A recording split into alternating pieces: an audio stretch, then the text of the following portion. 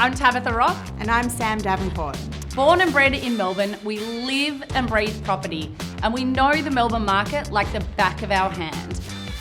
We've both been buying and selling real estate in Metro Melbourne for over 2 decades combined, and we've learned a few lessons along the way. Here we are, back with the Property Culture Podcast, and today we have Special guest, Mark Callender from MACCON Developments. All right, give it up for Mark. Welcome to the hot seat. Yeah. Thank you. Probably a bit outside your comfort zone. 100% outside my comfort zone. Are you a builder who's on the tools, or are you a builder that's just a pointer, the pointer man? I'm a delegator. Delegator. Yeah. Delegator. Nice. Yeah. That's Show our us favourite a type of hand. builder. Have they seen a day of work in their life? They have. Soft You can see scars from years ago. So from back in the apprentice days, but now you're the main man behind MACCON Developments. And Correct. you have become a trusted professional for us to refer to our clients. refer to our clients. Obviously, we've got a few builders that we work with, a few everyone's, conveyancers, mortgage brokers. But I think what I love about you is you always come into it with like a problem-solving mind Totally. and a solution-driven outlook and a yes. Not like there's so many builders I've worked with in the past that just sort of come in there like, Can't do that. well, that's going to be tricky. That's going to cost a lot. Like Okay, lots how of much? huffing and sighing Yep. and just, you're always there to pick up the phone. And I think that's what I say to clients because obviously, well, as I think Sam and I have mentioned in the past on the podcast, I work in the north and the west. She works in the south and the east. There's probably a few more properties that need renovating with the wogs up north than probably in the south. And you're my man that I call, and just the comfort you give the clients, I think, is so valuable because it is stressful. They hear all these stories, especially after COVID, of Yeah. just it being a nightmare to work with builders. Yeah. And the annoying thing with property is it's the best way to make money. Correct. Like not just sitting back and waiting for what the market does. It's manufacturing your own growth through renovation. So you being part of our, peripheral team for our clients is so good. And we just can't wait for this podcast. We know it's not your comfort zone. So we do appreciate you coming in. And we've got lots of questions that I know people are interested in knowing about. It's all going to be stuff so don't stress. Is it tough to get builders on jobs at the moment, or is that like a thing of the past in COVID, or is that only with the popular builders? Tell us about sort of supply and demand with access to builders in general. For myself, I'm accessible. I'm not hard to get hold of. Yeah. Or not hard to get down there to have a look at things. I haven't really heard of builders not being accessible. I make myself accessible. Yeah. So I don't take much interest in other builders and How they and how they're going. I just concentrate on myself, my company, and my guys. Yeah. I do look at the Instagram a little bit, and my Instagram is not like some others. It's there's- hopeless. I It just is checked hopeless. it out Yeah, yesterday. it is. I was Because like, one client sent me before and afters of like this wall that he's filled in. There was this like massive open like formal living dining that were like this room that didn't really have much of a purpose, like every formal living and dining in every home. But they've put a wall up and like made one room into a smaller study, then the other one into a like actual functional second living. And the clients are sending me this. I'm like, Mark, put it up on your Instagram. I grew up because I'm obviously a little bit older than you, not by much. Not by much at all. By all. And I didn't grow up with, hang on, I've got to take a photo of it. Yes. I've got to take a photo of it. And so with Oh, work, gosh. I'm more about let's get the job done. Let's, the client happy, Yeah. and move on to the next stage and so forth. It's not about taking photos of my work and putting it out there. Yeah. And I'd rather let the work tell the story to the next client sort of thing, Yeah. Maybe the reference ring up, talk to And the that client. is something that for you, like a lot of your, like us, in that a lot of your work, I mean, your business is sort of on the newer end. Obviously, Correct. you've been in the industry for such a long time, but with a new business, every client you've ever worked with has always led you to your next client. Correct, Because yeah. they've been so happy with the work you've done. So you're not the type of business that has needed to do a big social media push or anything like that. But the only thing is that I guess a lot of people, particularly younger clients, they do an online interview of you before they even call you, don't they? Yeah. But yeah, I've all got your one clients- client that did say, and I said to him, my Instagram's not that good. He goes, well, I like that because you're Yeah. sort of old school. And I was like, well, True. how old do you think I'm old school? But no, it's Well, you don't even have a bloody website, do you? no, No, I haven't needed it, and it will get there. Yeah. Yeah. But at the moment, it's just getting those repeat clients, Exactly. building the business even more, and doing good work. I'm more Yeah. I'm more interested in doing good work than taking a photo of that good work and saying, hey, look what I can do. Do the good work, move to the next one. That client says to the other client or to their friends, hey, we had a really good experience with Mark. Yeah. Whatever job it is, you're going to pay hundreds of thousands, maybe millions. But at the end of it, I want the client to go, yes, we had to do that, but it was a good experience. Yeah. I try to be as honest as I can. And sometimes there might be a little bit of friction, but you got to work through that. Yeah. Because some jobs go for more than 12 months. So you sort of become friends. You're forced to become Yes. friends. Yes. And again, I want at the end of the job them to go, it was actually a good experience. Yeah. I can sit down with Mark and have a coffee, not that Mark drinks coffee, and go, you know what? I was really happy with that. Yeah. Got a good build and we were made to feel good about it. Yeah, Yeah. absolutely. You don't want That's them at the the end to thing. go, oh, geez, I hated that. Oh, that's cost so bloody much. Yeah. You want them to be happy with it. Exactly. Well- And you've just touched on that there in terms of like the job size and scope. Like you really sort of service a pretty broad spectrum of clients, don't you? Like I know you've done just individual bathrooms for my clients, and then you've just, signed on to do the whole house for another client. Yep. I know you do new builds with people that take, 18 months. Is that, what do you I prefer? don't mind doing those small ones as I'm building the business. Yes. And also those small ones lead to bigger ones. Yeah. So I'm not going to go out and do a whole lot of small ones, but I will have some smaller ones on the go. Keeps, my carpenters aren't doing carpentry on certain jobs every single day. So at least I can go, hey, go do there, then go to this job, a small job there, keeps them busy. And then I'm not having to hunt for more carpenters constantly because they go off and get more They go work. off. Yeah. So I don't mind doing small ones. And, Yeah. whether someone's spending $2,000 or $2 million, it's still money. It's still worth something. They still had to earn it somehow. So, yeah. You tell me when the last time you invoiced someone for $2,000 was, Mark? Yes, well, it's a fair while ago. Maybe 20. Maybe 20. Maybe 40. 20 and 2 mil. Let's use those figures. Yeah. But I think, unfortunately, that is with a lot of builders and that only are focusing on the bigger stuff. But that's, I mean. I get a lot that, we want to do this, want to do that. And for me, it's like, well, actually, you could go directly to X trade Yes. and do it yourself because you don't need me to oversee them. This sort of trade, you can go to them, save money. You don't have to pay me that. Here's some contacts for you. If you have any problems, give me a ring. But you could do it yourself. You don't need to pay me unless you want to pay me to manage this. Yes. Whereas I'm just going to organise them to come here, do the job. I'm going to come at the end and go, yep, the client could look at that and say, yes, that's okay. Yeah, because in many ways, obviously, in all of the ways, you're the site manager. Correct. Yeah, so you're booking the trades on behalf of the client, you're organising the site, organising the job, organising the timing at which they come in and out. So when the job is smaller, it makes less sense to have a manager. Yeah, exactly. Yeah, for the client. Yep. Yeah. So let's look at the process from a buyer's perspective. So they're looking at a property. It needs quite a bit of work. At what stage would or should they contact you? Like only once they've secured the home?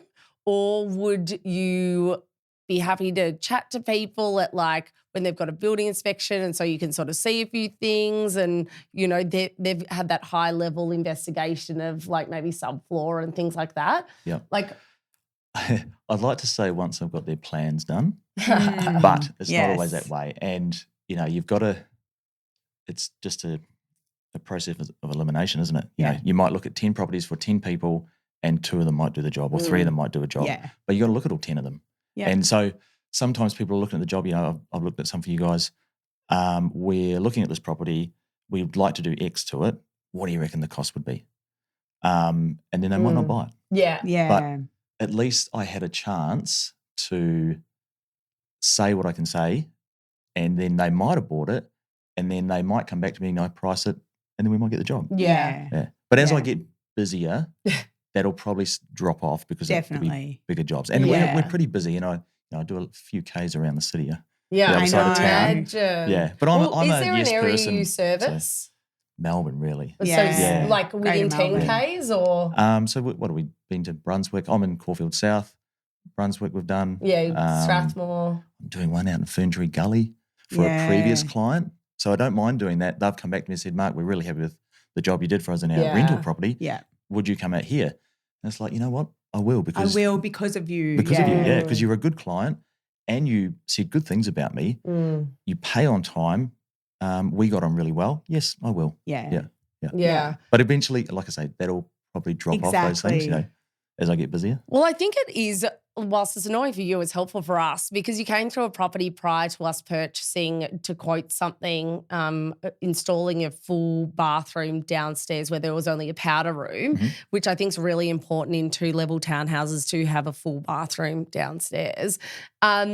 And you sort of said, oh, the pipes are over here for the laundry. So, yes, this is possible. And so I went through another brick home and said similar information to another client. And so it was helpful for me to sort of say, I'm actually pretty sure this would be feasible. So something to look at there is I look at where the boundary trap is and where their services are. Yeah. So if we are on the right-hand side, your kitchen and bathrooms, everything, and they want a bathroom over there, and your boundary trap for your sewer is down the right side, that's going to be expensive. Yeah, You you got to gotta get sewer over, take it all especially the if you're on way a concrete over, slab. It's going to be expensive. Yeah, because so maybe how do think you of even something take else. it? Do you have to go through the concrete Well, slab? you go around. You go around. Yeah. So even for the concrete more. slab, you'll go around. Yeah. Yeah. Then you've got to also think about falls. Yes. So where you are here, you've got a fall. Maybe the sewer line's up here. Yeah. You're underneath it. It's not going to work. Yeah. So maybe that property might not be the best purchase. But, okay, I mean, we're kind of going in circles, but I think that's also why it's really interesting talking to you and working with you because you working with an architect. So the client might have some crazy ideas and we sort of say, oh, this is going to sort of value add to your property, this isn't. But from a practical point of view and a cost of renovation point of view, it is helpful to have you chatting because, you know, you sort of have worked in with these architects and sort of know what they'll say. Correct. But it's with that planning process for the client or for the buyer or someone who's looking to buy or someone who has purchased, when they're working with us, we can give them a very generalized idea of how much something is going to cost. Let's say, oh, you want to go upstairs and put just a master bedroom and ensuite upstairs right above where the downstairs bathroom is. Okay, maybe that will be 300 grand. And so now they have a very loose idea. Maybe their budget's 5. So they know they've got the capacity to do it. Now their process is they need to get drawings done by either draftsman or an architect. And then they engage a builder with their plans they have and the builder quotes off the plans. So that's the process in which you get an actual contracted quote from a builder. Yeah. Then you narrow it down to but it can work the other way. It can go to a builder and the builder works in with an architect and they quote together, right? Yeah, well, I would put them in touch with an architect who would then give them a sort of a feasibility quote. It might need planning and so forth. And then he could or she could give an approx square metre amount, depending on the type of property it is. And then once the plans are there, and then also they can come to me and say exactly the same thing: bedroom, bathroom, upstairs, out the back, in the front, wherever it is. Approximately how much? So you can, with the smaller properties, you can go either way. With architect first or builder first. But if you're just right, we want to build a property, build a house, and we've got the money, you'd probably go to an architect first, and then the architect will look at 2 or 3 builders, bring 2 or 3 builders in to quote it. Yeah, get them to quote the job. How many people send you floor plans and are like, how much? Lots. Yeah. And that would be pretty frustrating, I would imagine, because it's like, how long's a piece of string? Yeah. Because so I have to go off previous jobs and experience and go, we're probably going to have X here because previous jobs, same sort of building, they had this much steel in it. They did about this much. So you can give it an approximate. Yeah, okay. And then some go, oh, that's way too much.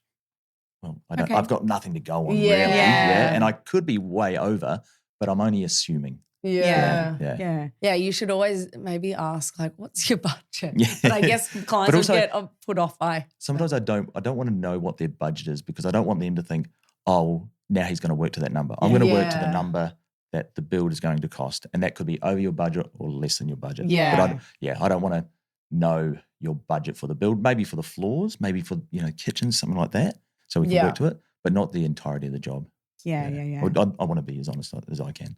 We always have clients come to us and say, we only want to buy brick homes because they've got this mindset that they're better for insulation and parents have told them that where the boards are hard to maintain and all this sort of stuff. I mean, from a building perspective, is it easier or harder to renovate brick, weatherboard? What do you prefer working on? It's more labour intensive. To work on brick brick houses, so there was one yesterday we're looking at, and into the laundry there's a door, and they're thinking about putting a cavity slider in there into a brick wall. I said, well, this is what you've got to do. There's a structural element to it, engineer cost. So straight away they're like, oh, maybe we'll just leave the door as it is. Because there's quite a bit of work about it. And then you've got to plaster the walls and get it looking as they did. And then there was like, oh, we'll shift the wall. I said, might as well put a cavity slider in because you're doing the same amount of work. We've still got to deal with the structural. We've still got to plaster the walls. We've still got to do all that work. So it's just labour intensive, more labour intensive, especially take a wall out. Yeah. Like a timber wall, it's maybe so get it done easy. in a day. I could do it brick myself, wall, maybe a couple of days. That wall I'm going to get, timber wall, you could. Like in many ways. But the one you're talking about is not timber. I know, that's what I was about to say, that one is like bloody double brick with this, that, the other. Like that's like the hardest wall you can take down. I was listening to a podcast the other day and a woman from Domain said that one of the most searched terms was like heritage and art deco. And I love art deco, strangely enough, in the areas that I find there's not too many art deco properties rolling around. But I'm like, aren't they the worst and the most annoying to renovate? And they've always got the shittest floor plans. Yeah. And so many bedrooms. They've always got a separate kitchen. And is that, or are they just as hard as a brick home? But I thought they're like triple brick or something. Just as hard. There'll be double brick around the outside and there might be a double brick wall inside, but most of them are single bricks. Inside. Yeah. Just depends. But structural. Structural, Yeah. A lot of those walls will be structural. A lot of those walls will be structural. So then, but the thing about a structural wall, tell us about a structural wall, because I reckon people freak out about, you can't remove it, it's structural. Yeah, replace it with a new structure, guys. Correct. Which is a lintel or a beam. Correct. And maybe some steel post or certain posts. So there's one I'm looking at down Hawthorne Road. It's a Spanish mission house. And so there's internal brick walls there around a kitchen. You come in the entrance, you go around the side. They won't open all up. Yeah. So I see it, and I'm not an engineer, but I see it as those walls will come down. There'll be some beams go up. There might be some steel posts go in. Yeah. And it's all doable. It's all fine. It still opens it up. Yeah, it's just labour intensive. Yeah. So just on that, thinking about someone buying like a 70s apartment and they want to open up a wall, if they open, there's already a door there, if they open up that half a metre or the whole thing, is it all the same process and pretty much the same cost? So if it goes wider, the structural element will get larger. You've still got to go to an engineer. Either way. We've still got to get a building permit because it's structural. So just the wider it is, the bigger the structural part comes, and it will cost more because there's more wall coming down. Yes, but not massively. Right. Yeah. Okay, that's interesting to know. Yeah. And just because you mentioned it, building permits. Talk us through planning permits, building permits, the difference, because as we know, when you get a contract of sale ready to sell your home, you have to note if there's been any works to the property done in the last 7 years. And if there has been, there should be building permits. Yeah. So to what triggers them, So if it's structural, you'll need it. And if you're even if you're doing a bathroom reno, you should be getting it. So I've talked to surveyors about that, because if you're keeping the footprint as the same, they toilet where still it was, want shower where it was, a building permit, because you're dealing with the waterproofing. So if the waterproofing fails, it can have an issue with a timber subfloor. Right. it can become a structural issue because it rots away. Okay. And so with the building permit, planning permits, I haven't had too much experience with. Normally, the client has already got the planning permit, but they come on board when you're wanting to do something outside what the council says you can do without a planning permit. You have to be 1 metre. You want to go onto the boundary planning permit. Yeah. Yeah. And then the building permit, it's all part of it. How long do they take to get, or is it down to like the job? Like if so, Depends how and large the job is. Okay, Yeah. right. So you're doing a fence for me at the moment, which I think needs a building permit. No, doesn't that's it? Planning. That's That's planning. planning. No, that's Planning. the window Council. has got building. the window's got a building permit. It's a Okay. new structural beam to go in. So that's probably going to take about 3 weeks. Okay. We're nearly there. So just to clarify, there's a job that he's doing at the moment, and there's one big solid wall that's facing west and limiting a lot of the natural light into this sort of living and dining space. And to put in a window there is taking 3 weeks to get the building permit through council, and it's pretty straightforward. Or it's pretty much straightforward. But before that, an architect. we needed architect draftsman to draw it up, Mm-hmm. its plans, and then engineer as well to engineer the structure. Right. Yep. So we get those, and then it goes to the building surveyor, and then the building surveyor sends back a list of items they need, title and so forth from the owner, the application filled out, deposit, and then they'll send back a few other things. Normally there's a few things missed on the filling out of forms. Yeah. And then they'll have a look at those plans and they'll say, we need this noted on the plan, or, whatever it is. And I've done that. I've just received an email last night saying, can you get the architect to do X, Y, Z on the plans? And then hopefully we should have a building permit by the end of the week. Yeah, okay. So and that they would have taken settled about on 3 that weeks. property, just to give some context, like mid-December, and now we're end of Jan, and there's almost a building permit done, and surveyors, architects, and then the work to do the window will probably take less than a week, right? Have they moved in? No, not yet. No. Yeah. The work will take, let's say, 2 weeks. Okay. From, I've booked them to come Wednesday. They're going to turn up on Thursday. It always happens. Yeah.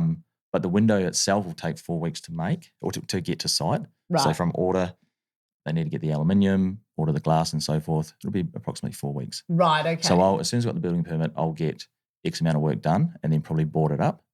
And then as soon as that window's there, that goes in and then we can finish it off. Okay. But did they order a custom window? It is a custom window, but Yeah. it's through my contract. But you Right. you can't order the window. We're getting really fixated on this, but I think it is interesting to give sort of a storyline of a job because a lot of people want new windows in They properties. go, I'll just put a window here. Yeah. But that they don't understand that means they're not moving in for an extra 6 weeks post-settlement. So potentially well, you're they're paying doing for 2 bathrooms properties. and walls and things. Yeah. But even, you could obviously live in a property that you're going through Yeah. a brick wall to put a window in, but you might not if you had a baby, for example. Exactly. Yeah. That window yeah. there, I could board that up and so forth and make it Yeah, livable they for could them. Yeah. 100%. Yeah. But it is, but so you don't order the window when you first start this process. You want to get that building I'll get permit. building permit And first, then you I'll order. go, because the building surveyor might come back and say, No. you has to be smaller. It has to be something. Yeah. Yeah. And if you've ordered it and I've ordered glass, then that glass is a throwaway. Yeah. Oh. Yeah. It can't just go, I'll just make it smaller, melt it smaller. And if, No. if you're buying off the shelf, then that eliminates that 4-week turnaround. Yeah. But the size of this window looks like 4.3 by 1800. Yes. No off the shelf window like that. Yeah. No. Yeah, that's It's custom. going to be pretty impressive. Yeah. I can't wait to see it. What are you finding that a lot of people are asking for at the moment, or the main jobs you're doing? Is it sort of like new back half renos? Is it like Extensions. Yeah. Yeah, extensions. So buying an older house and extending. And some going upstairs, but extensions, yeah. And some of them are, we want another bathroom because our kids are a certain age. Yeah. There was one there, I just want the kids out of our lounge. Yeah. But that sort of stuff. Yeah.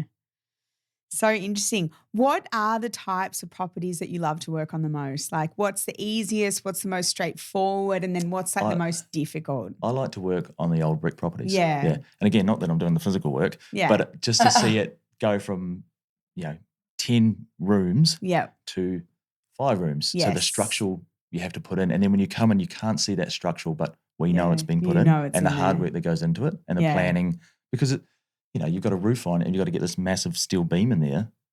How do you do it? Yeah. But it's the Yeah. planning around that. It's the thinking. It's how do we get it in there?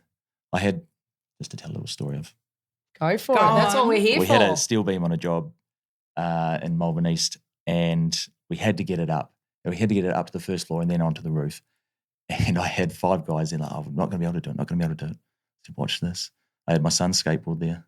So we just moved it, back and forth, pulled it up, got it up there. my And at the end of it, gosh. they're like, I thought we were going to have to get a crane. I was like, no. You Yeah. used a skateboard instead of a crane? I know. It's just small movements. I was very pleased with I'm myself. pretty sure Bunnings would sell probably a few other those dollies and tools, stuff. not a skateboard. Just physics. So I Yeah. was going to say, what is your favourite tool or piece of equipment? Perhaps the skateboard. Maybe the skateboard, yeah. Oh my gosh. No. Oh, God. But yeah, I think one of the key takeaways from this is it shouldn't be overwhelming to renovate property. I think No. it is just getting the right team. And I love the fact that you are that single person. You're, the tip of the end of the, what am I saying? Like, Don't know. there might be First point 10 of call. trades and you're the one that they go to have the answer about how far away the architect is and the electrician and the this and the that. Yeah, the manager of the whole project from start to finish. And they've got one person they need to just trust in and then they know it's being handled. Clients don't necessarily need to understand the ins and outs of the details of planning permits and building permits and things like that if you've got a builder. If you've got a builder who you can trust in, of course it's good to understand what you're doing, but you know that they've got it covered. That is their job. That's what you're paying them for. So it's good to sort of know that, if you do get a builder on board, they can take care of it for you. If you want to go it alone, best of luck to you. Yeah, good luck. I have a program, and I can put on the schedule. I can put the client on there as well, so they can see what's coming up. Nice. And so the larger jobs, I do that, and also the jobs where they're still living in there. Yeah. So just so they can see who's coming. Yeah. Because it's their house. And they got kids, and they're just so they feel comfortable. Yeah. Yeah. And I text them and call them and say, this is what's coming up and so forth. Again, just so they're comfortable, because they're having strangers come in their house. Yeah. There's so many other renovating of a home things that I want to talk about, but I think we're running out of time. So maybe we'll have to get you back begrudgingly. I know. For part 2. Or maybe I found my MACCON calling. Developments. Yeah, I know. You'll start your own podcast. You should. How to start your own building company or something. I don't know. You definitely With how should. as hopeless your social media is, I don't think that's likely to happen. But as you said, you love that steel beam thing. They're the reasons why I'd love you to take photos and do little videos Inside, behind the Yeah. walls. Because you know what? When we do building and pest inspections, which is really the only detailed analysis of the property we do pre-purchase. Well, of the actual building. Oh, yeah, structure. Yeah. Of the structure, of the building. We're not going behind the walls. And that's what we always say to clients. Like, we're not pulling off walls. We're not pulling down the ceiling to look inside the roof. Of course, if there's a manhole, they'll poke their head in and take a picture of that. Mm-hmm. But we're not seeing what's behind the walls oftentimes. And you do. Yeah. And I think when people start to see what property looks like behind the walls, they get such a better understanding of what it all means. Yeah. So, yes. Well, maybe we'll do a massive Instagram dump of photos. Go We'll go on. like this and we'll Yes. start to go like that again. Yeah. No, mind you, we don't want you to get too Yeah. busy. No, definitely. So hang Get on a sec. Charlie on it. We probably Give her $10 a day. She can post once a day. Should do that too. Yeah, we probably shouldn't have even got you on this podcast. Your phone will be running hot after this. Oh, yeah. No, but thank you for joining us. Thank you. We've got our last little segment, which we hope you're prepared for, because we did force you to listen to a podcast last night. Oh, really? So we expect So this you segment. understand the I saw it on the concept of screen F, out there. marry, kill. Yeah, I saw it on the screen out there. So cool. hopefully I have nice, understood nice. it. Yeah, Okay, yeah. give So it to F, him, marry, Sam. kill. Right. the classic back half reno, knock it off, extend out, right? Classic back half reno. The start from scratch project. Blank block.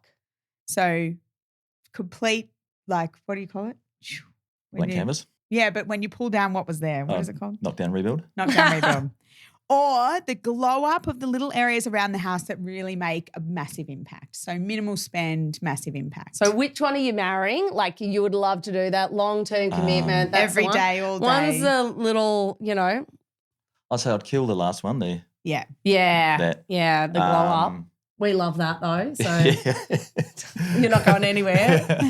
I'd marry the knockdown rebuild and Okay. if the other. But I'd also marry the extension and maybe I can marry both. Maybe you could. Oh, you could be polygamous. polyamorous. Yeah.